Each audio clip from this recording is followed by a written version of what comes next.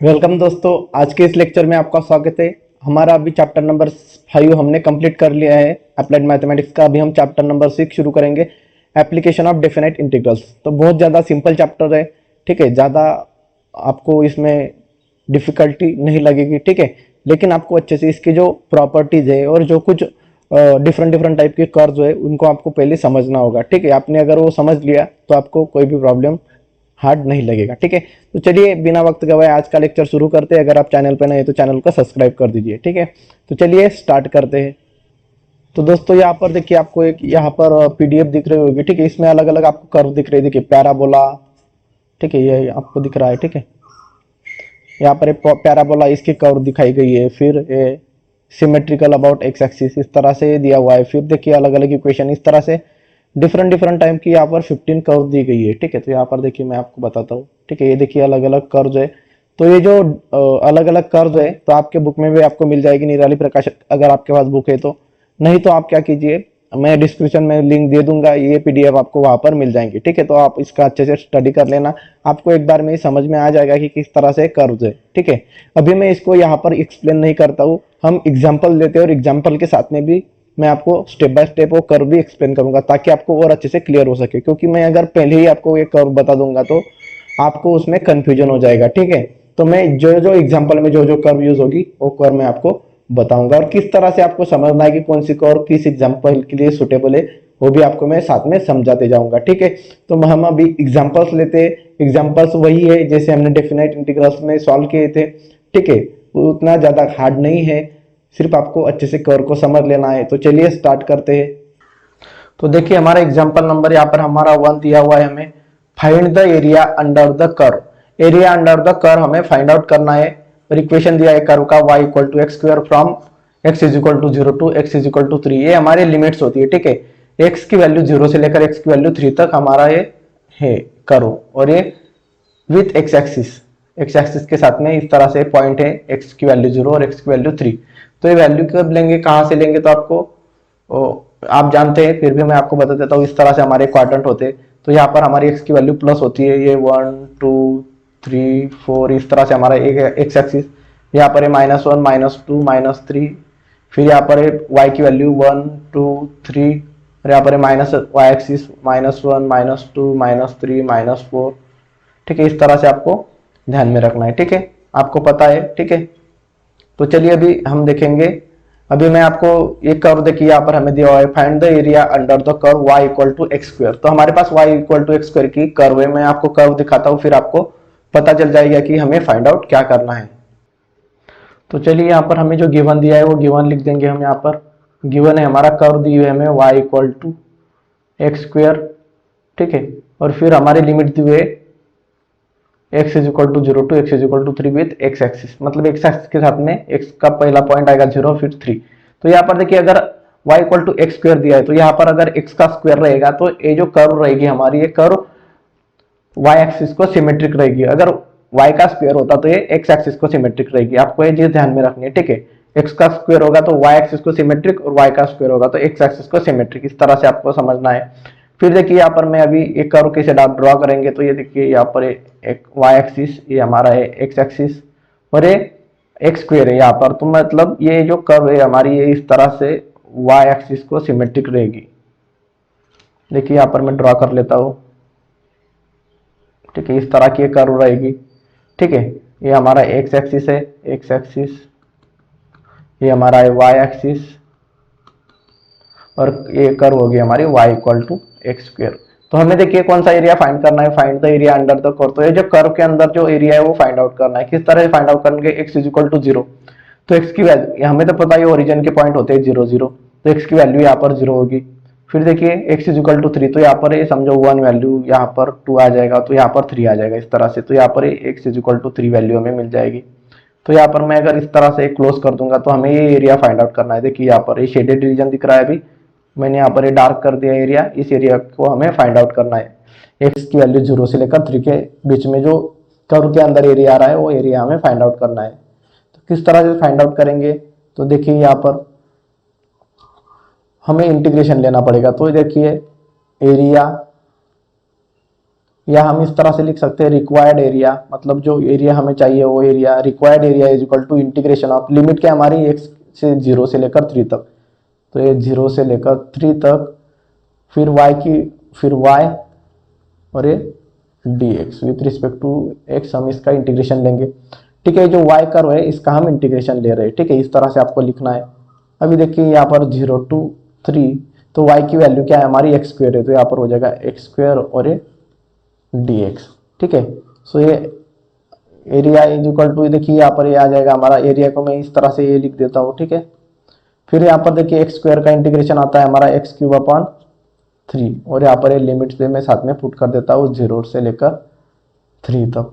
सो ये a equal to आ जाएगा, ये 3 डिनोमिनेटर में कांस्टेंट है, बाजू में आ जाएगा, तो यहाँ पर पहले x की वैल्यू हम 3 पुट करेंगे, फिर x की वैल्यू हम 0 पुट करेंगे, तो ये 0 क्यूब हो जाएगा। तो यहाँ पर देखिए a इज इक्वल टू आ जाएगा 1/3, 0 का क्यूब तो 0 ही होगा। ठीक है, और फिर यहाँ पर बचेगा 3 क्यूब, तो यहाँ पर 3 का क्यूब हो जाता है हमारा 27, और यहाँ पर डिनोमिनेटर में 3, तो हमारे a की वैल्यू आ जाएगी 9। एरिया निकालना है तो एरिया हमारा स्क्वायर में होता है, स्क्वायर यूनिट या स्क्वायर सेंटीमीटर स्क्वायर मीटर, तो यहाँ पर हमें यूनिट नहीं पता इसलिए स्क्वायर यूनिट्स इस तरह से हम यूनिट इसका देते जाएंगे। तो इस तरह से हमारा रिक्वायर्ड एरिया आ गया 9 square unit centimetre, sorry 9 square unit. ठीक है, इस तरह से हमें फाइंड आउट करना है, ज़्यादा एग्जाम्पल हार्ड नहीं है। आपको क्वेश्चन में लिमिट भी दे रहेंगे, लिमिट अगर नहीं दिए रहेंगे तो हमें लिमिट फाइंड आउट करने पड़ेंगे। कैसे फाइंड आउट करेंगे वो भी हम देखेंगे। ठीक है, आप अच्छे से इसे स्टेप बाय स्टेप समझते जाइए। चलिए नेक्स्ट एग्जाम्पल देखते हैं। तो चलिए दोस्तों, अभी एग्जाम्पल नंबर हम 2 देखेंगे। एग्जाम्पल नंबर 2 है हमारा, find the area bounded by the curve y equal to sine x and the x axis from x is equal to 0 to x is equal to pi. तो हमें क्या दिया है, देखिए यहाँ पर area bounded by the curve हमें निकालना है y equal to sine x। तो हमारी कर्व कौन सी है, साइन x है, तो साइन कर्व किस तरह से होगी मैंने आपको पीडीएफ में बता दिया है, पीडीएफ में आपको ये मिल जाएगी। ठीक है, यहाँ पर मैं आपको ड्रॉ करके दिखाता हूँ, फिर आपको समझ में आ जाएगा। ठीक है, और देखिए यहाँ पर है बाउंडेड बाय द कर्व, ये curve and the x axis, curve और एक्स एक्सिस के बीच में जो एरिया है x इज इक्वल टू 0 से लेकर पाई तक, वो एरिया हमें फाइंड आउट करना है। तो देखिए यहाँ पर मैं आपको ये बता देता हूँ किस तरह से फाइंड आउट करना है। आपने फिगर ड्रॉ नहीं की तो भी कोई प्रॉब्लम नहीं है, लेकिन आपको समझने के लिए मैं फिगर ड्रॉ कर देता हूँ। ठीक है, तो यहाँ पर देखिए गिवन जो कर्व है हमारी, ये गिवन कर्व हम यहाँ पर लिख देंगे, गिवन है हमारा y equal to sine x. ठीक है, अभी देखिए साइन कर्व किस तरह से होगी, तो मैंने आपको पीडीएफ में मिल जाएगी इसकी कर्व। ठीक है, ये एक्स एक्सिस होता है हमारा और ये हमारा होता है वाई एक्सिस। तो साइन वेव देखिए इस तरह से होती है हमारी। ठीक है, जैसी इलेक्ट्रिसिटी की वेव होती है वही हमारी साइन वेव होती है। ठीक है, तो ये वेव इस तरह से होगी। तो यहाँ पर देखिए इस तरह से हमारी ये वेव होती है साइन वेव। यहाँ पर पॉइंट होंगे 0, यहाँ पर ये पाई हो जाएगा, यहाँ पर ये 2 पाई, इस तरह से होता है हमारा। ठीक है, आपने देखी होगी ये कर्व पहले भी, इसे हम साइन वेव बोलते हैं। तो यहाँ पर देखिए x की वैल्यू 0 से लेकर पाई तक, मतलब x की वैल्यू यहाँ पर 0 है और यहाँ पर x की वैल्यू होगी हमारी पाई। तो यहाँ पर इस पॉइंट से इस पॉइंट, इन दोनों के बीच का एरिया हमें फाइंड आउट करना है। और area bounded by the curve, A curve and x axis. तो देखिए ये कर्व है यहाँ पर इस तरह से और ये एक्स एक्सिस है, तो इन दोनों के बीच का एरिया कौन सा आएगा हमारा, तो देखिए यहाँ पर ये एरिया आएगा हमारा। ठीक है, यहाँ पर मैं शेडेड एरिया कर देता हूँ, यहाँ पर शेडेड पोर्शन है, ये हमें फाइंड आउट करना है। किस तरह से फाइंड आउट करेंगे, तो सेम टू सेम प्रोसीजर है। देखिए यहाँ पर मैं क्या कर लेता हूँ, ये जो y कर्व है इसको इंटीग्रेट कर देता हूँ। तो यहाँ पर है देखिए required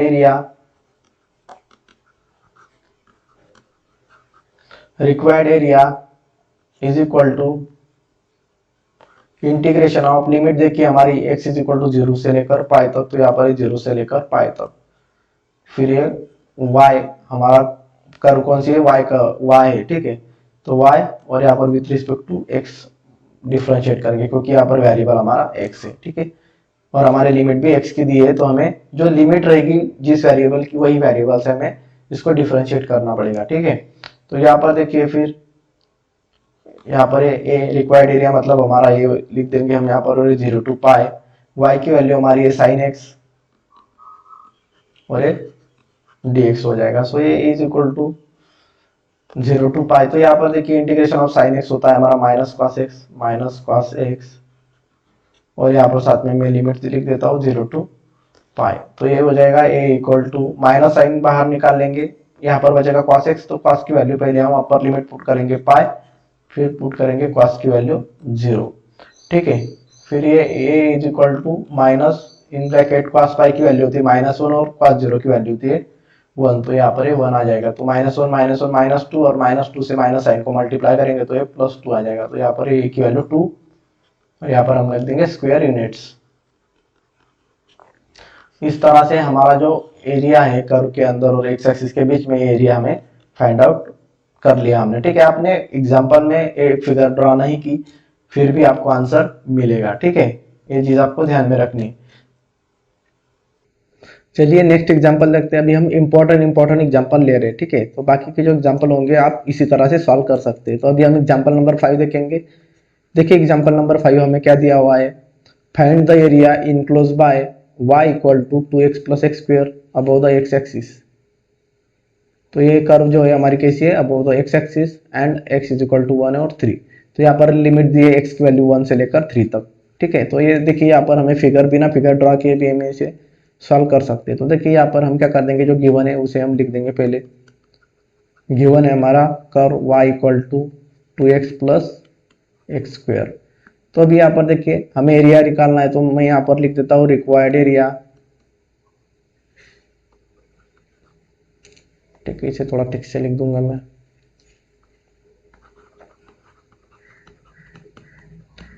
required area is equal to, तो कौन सा ये रिक्वायर्ड एरिया है, 0 से, मतलब यहाँ पर लिमिट देखिए 1 से लेकर 3 तक। तो यहाँ पर मैं लोअर लिमिट 1 अपर लिमिट 3, और कर्व कौन सी हमारी y, और विथ रिस्पेक्ट टू यहाँ पर वेरिएबल है x, तो यहाँ पर विथ रिस्पेक्ट टू dx कर दूंगा।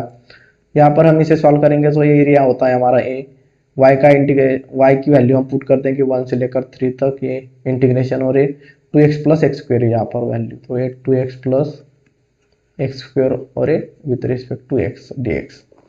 तो यहाँ पर ये हो जाएगा a इक्वल टू, यहाँ पर 2x को मैं सेपरेट कर दूंगा, तो यहाँ पर integration of 1 to 3x dx, 2 constant है बाजू में ले लिया। इसी तरह से यहाँ पर प्लस साइन है, यहाँ पर 1 से लेकर 3 तक, यहाँ पर है एक्स स्क्वेयर, तो यहाँ पर है एक्स स्क्वेयर और ये dx। अभी हम इसे सॉल्व करेंगे, सो ये आ जाएगा 2 इज इक्वल टू एक्स का इंटीग्रेशन हो जाएगा एक्स स्क्वेयर अपॉन 2, और ये लिमिट है 1 से लेकर 3 तक। फिर यहाँ पर एक्स स्क्वेयर का इंटीग्रेशन हो जाएगा हमारा एक्स क्यूब अपॉन 3, और यहाँ पर है 1 से लेकर 3 तक, ठीक है। सो ये इक्वल टू हो जाएगा 2, कांस्टेंट 2 है तो यहाँ पर डिनोमिनेटर में आ जाएगा, तो यहाँ पर बचेगा एक्स स्क्वेयर, और यहाँ पर है 1 से लेकर 3 तक। इसी तरह से प्लस 3 डिनोमिनेटर में कांस्टेंट है बाजू में आ जाएगा, यहाँ पर बचेगा एक्स क्यूब, और यहाँ पर लिमिट हमारी 1 से लेकर 3 तक। लिमिट पुट कर देंगे तो यहाँ पर 2/2 हो जाएगा 1, और 1 से ब्रैकेट को मल्टीप्लाई करेंगे तो यही वैल्यूज आती है हमारी। तो यहाँ पर एक्स स्क्वेयर है, तो यहाँ पर हम पहले ऊपर लिमिट पुट करेंगे 3 स्क्वेयर और फिर -1 स्क्वेयर। इसी तरह से यहाँ पर भी 1/3 एक्स क्यूब, मतलब यहाँ पर हो जाएगा 3 क्यूब प्लस 1 का, प्लस नहीं सॉरी माइनस होता है, -1 का क्यूब हो जाएगा यहाँ पर, ठीक है। यहाँ पर ये हमारा 3 है, 3। सो ये एरिया देखिए ये इक्वल टू हो जाएगा हमारा 3 स्क्वेयर हो जाएगा हमारा 9 -1 स्क्वेयर मतलब 1, 9 में से 1 गया तो यहाँ पर बचेगा 8, और ये प्लस, तो यहाँ पर ये आ जाएगा 1/3, और यहाँ पर ब्रैकेट में देखिए 3 का क्यूब हो जाएगा 27 में से अगर यहाँ पर 1 क्यूब है तो यहाँ पर 27 में से 1 गया तो यहाँ पर बचेगा 26। तो यहाँ पर ए इक्वल टू हो जाएगा 8 प्लस, और यहाँ पर 26 से 1 को मल्टीप्लाई करेंगे तो 26, और डिनोमिनेटर में बचेगा 3। सो ये इज इक्वल टू 3 से 8 को मल्टीप्लाई करेंगे तो यहाँ पर ये आ जाएगा 24, और ये प्लस 26 अपॉन 3। तो यहाँ पर ये 24 प्लस 26 हो जाएगा 50, और डिनोमिनेटर में बचेगा 3। आप इसे एज इट इज अभी यहाँ पर रख दिया तो अभी चलेगा एग्जाम्पल, या आगे आप कैलकुलेटर में भी सॉल्व कर सकते हैं, ठीक है। तो यहाँ पर मैं इसका यूनिट लिख देता हूँ स्क्वायर यूनिट्स, ठीक है। इस तरह से हमारा एग्जाम्पल सॉल्व हो गया। चलिए नेक्स्ट एग्जाम्पल देखते हैं। चलिए अभी हम एग्जाम्पल नंबर 8 देंगे। एग्जाम्पल नंबर 8 हम देखेंगे। एग्जाम्पल नंबर 8 है हमारा find the area between the line y equal to 2x। ये जो हमारी लाइन का इक्वेशन है y is equal to 2x, x axis and the coordinate x is equal to 1 और 3। तो यहाँ पर ये लाइन का इक्वेशन, फिर एक्स एक्सिस, और फिर इन दोनों के बीच का जो एरिया है वो हमें फाइंड आउट करना है।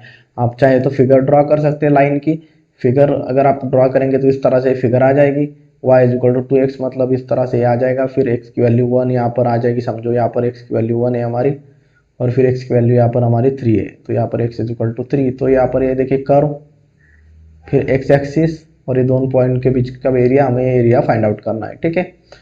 तो सिंपली मैं आपको बिना फिगर ड्रा किए ही सिंपल बता देता हूँ किस तरह से करेंगे। तो यहाँ पर हमें ये कर्व दिए है, तो यहाँ पर मैं रफ कर देता हूँ इसे, ठीक है। तो यहाँ पर देखिए हम करेंगे सॉल्व से।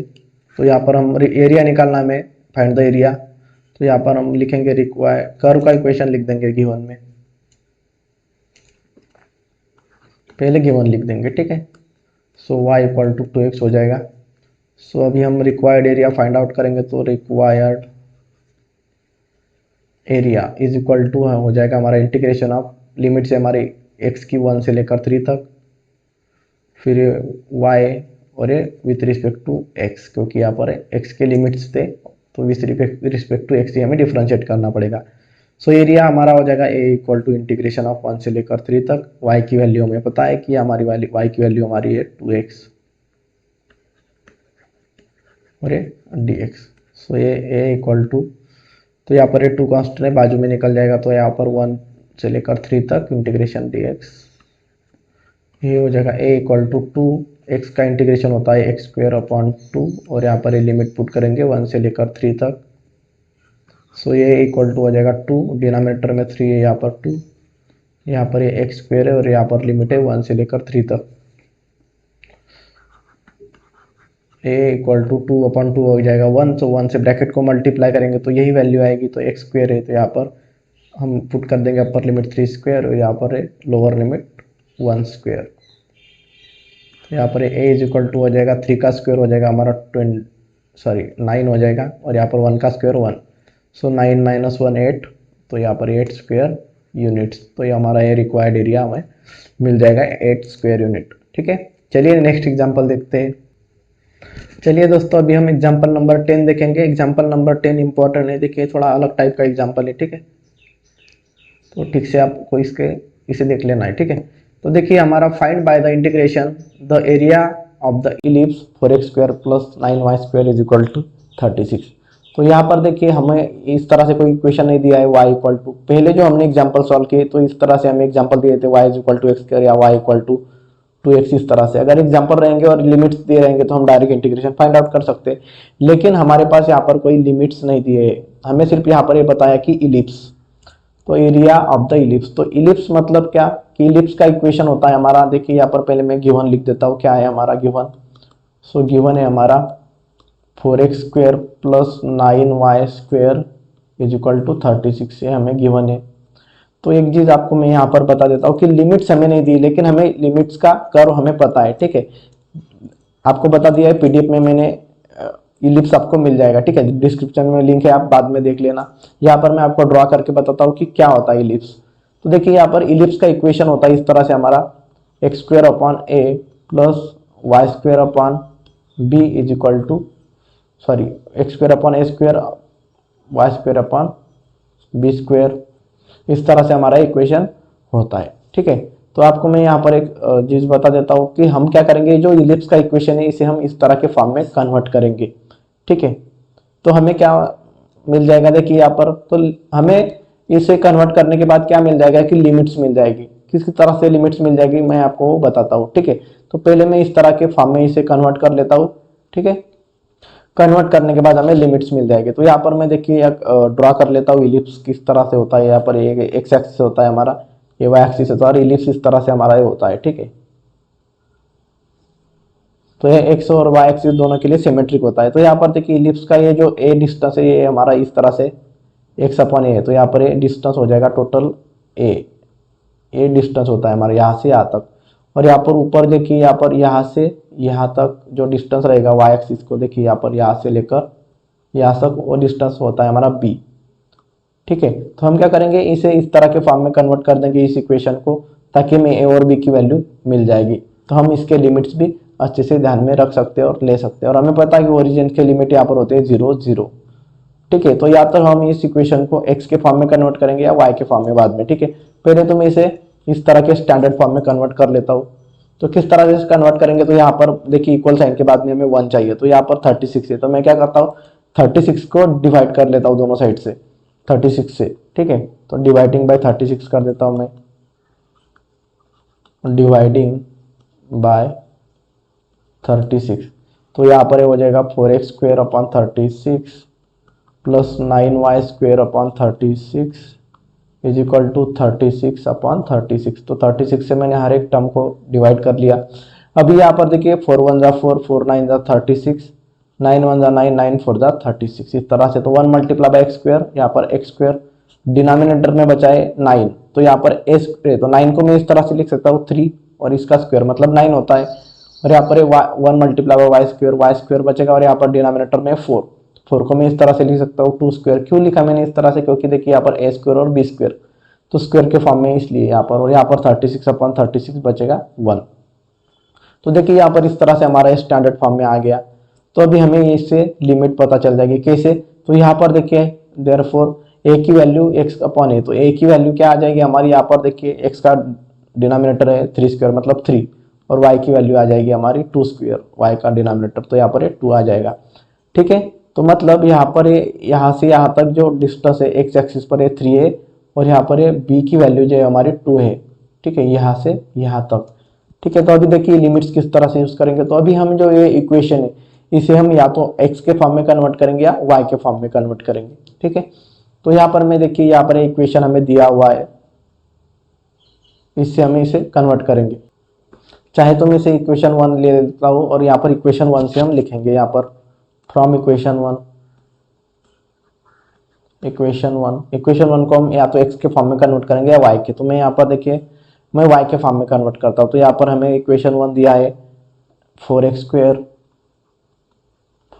Plus 9y square is equal to 36। तो मैं क्या करता हूँ यहाँ पर 9y स्क्वायर को लेफ्ट में रहने दूंगा, और यहाँ पर जो 4x स्क्वायर प्लस है तो इस तरफ जाएगा, तो ये 4x square minus 4x square हो जाएगा।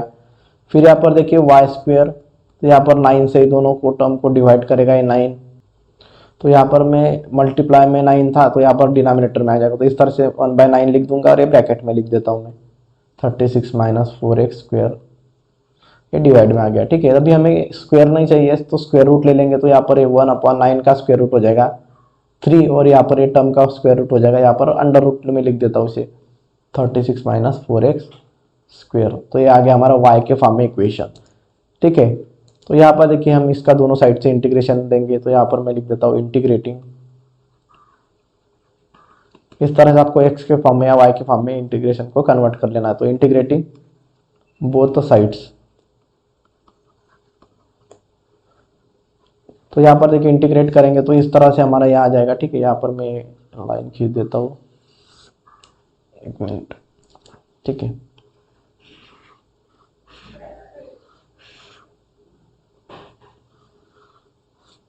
हाँ, तो यहाँ पर देखिए हम यहाँ पर इसे सॉल्व करेंगे, तो इंटीग्रेटिंग बोथ साइड, तो यहाँ पर हो जाएगा इंटीग्रेशन ऑफ y, मतलब इस तरह से देखिए ये हम इस तरह से भी ले सकते हैं इंटीग्रेशन ऑफ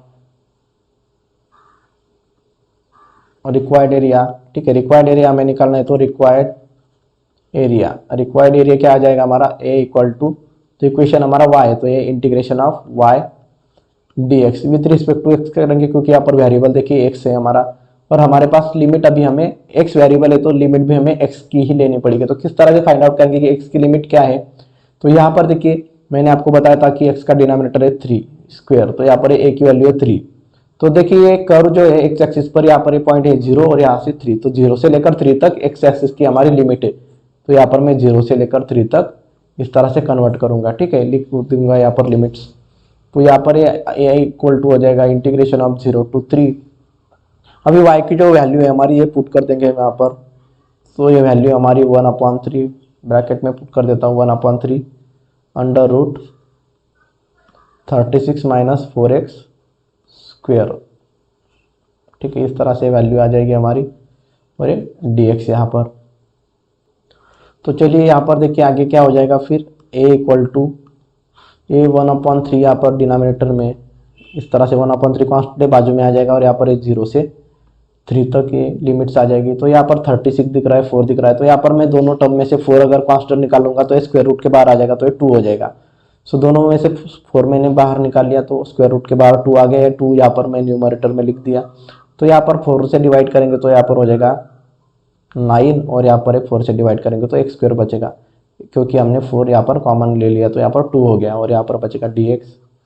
तो यहाँ पर देखिए हम इसे थोड़ा और सिंप्लीफाई कर देंगे। ये 2/3 इंटीग्रेशन ऑफ 0 से लेकर 3 तक अंडर रूट 3 का स्क्वायर होता है, सॉरी 3 का स्क्वायर 9 होता है, तो यहाँ पर 3 स्क्वायर और यहाँ पर x स्क्वायर dx हम इस तरह से लिख देंगे।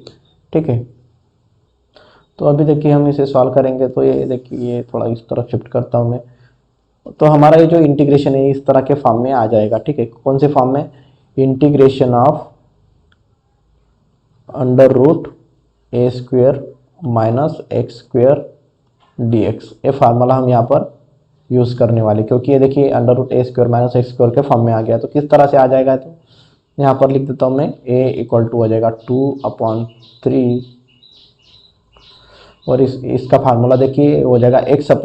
तो x/a मतलब a की वैल्यू क्या है हमारी 3, तो x/3 under root 3 square minus x square, 3 square होता है हमारा 9 माइनस एक्स स्क्वायर यहाँ पर, और यहाँ पर फिर plus sine inverse of x/a। तो x मतलब x, और यहाँ पर a की वैल्यू हमारी है 3, ब्रैकेट कंप्लीट, और यहाँ पर हमारी लिमिट से 0 से लेकर 3 तक, तो यहाँ पर 0 से लेकर 3 तक हमारी लिमिट्स लिख देंगे। और साथ में यहाँ पर देखिए x/, और यहाँ पर देखिए a²/2 होता है, तो a² मतलब 9 का स्क्वायर, 3 का स्क्वायर 9/2, यहाँ पर ये 9/2 भी चाहिए था। ठीक है, आप फार्मूला देख लेना, फार्मूला अगर आपको याद है तो आपको पता चल जाएगा, नहीं पता है तो आप बुक में ये फार्मूला देख सकते हैं। देखिए ये फार्मूला आपको मिल जाएगा, तो ये फार्मूला मैंने यहाँ पर यूज़ किया है। तो यहाँ पर देखिए क्या हो जाएगा फिर, a equal to 2/3 in bracket. तो चलिए यहाँ पर हम लिमिट्स पुट कर देते हैं। तो लिमिट्स पुट करेंगे तो यहाँ पर देखिए x की जगह पर हम पहले लिख देंगे 3, फिर डिनोमिनेटर भी हो जाएगा हमारा 3। यहाँ पर ब्रैकेट के अंदर ब्रैकेट लिखेंगे, क्योंकि यहाँ पर अपर लिमिट के लिए लिखेंगे हम यहाँ पर पहले। तो अंडर रूट 9 माइनस एक्स की वैल्यू हमारे 3 स्क्वायर मतलब हमारा ये भी हो जाएगा 9 plus 9/2 sine inverse of x/3 मतलब 3/3 हो जाएगा, तो ये 1 हो जाएगा यहाँ पर। ठीक है, ये ब्रैकेट कंप्लीट करेंगे, फिर माइनस लोअर लिमिट अभी पुट करेंगे, तो लोअर लिमिट है हमारी 0। सो यहाँ पर ये हो जाएगा 0/3 0/3 under root 9 minus x square मतलब 0 स्क्वायर, और यहाँ पर ये plus 9/2 sine inverse of x/3 मतलब 0/3 हो जाएगा 0, और यहाँ पर ये ब्रैकेट कंप्लीट। तो ये हो जाएगा a equal to required area हमारा आ जाएगा। तो यहाँ पर देखिए 3/3 हो जाएगा 1, और ये 9 माइनस 9 0, सो 0 से 3/3 को मल्टीप्लाई करेंगे तो ये पूरी टर्म्स हमारी 0 हो जाएगी। फिर ये 9/2 साइन इनवर्स 1, तो साइन इनवर्स 1 होता है हमारा